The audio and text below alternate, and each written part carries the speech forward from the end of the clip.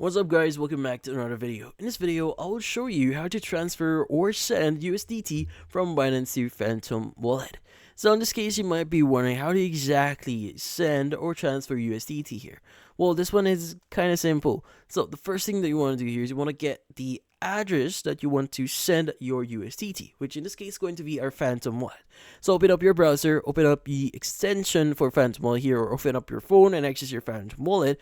But from here, just click on receive, and we want to choose the network that we want to send our USDT. So you could choose either Solana or Ethereum here. So in my case, I'll be using the Solana network.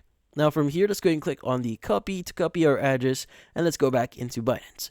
Now in Binance, at the top right here, access your wallet, and you want to choose spot.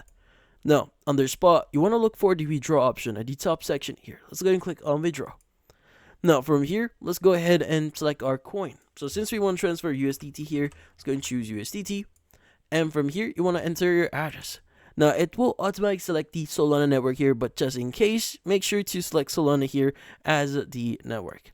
But once you've done that, go ahead and indicate the amount that you want to transfer, and from then on, click on the withdraw option here. Now, by the way, take in mind that you have enough for the network fee here. So currently it's around like 3 USDT, so it's quite big, so make sure all details are correct.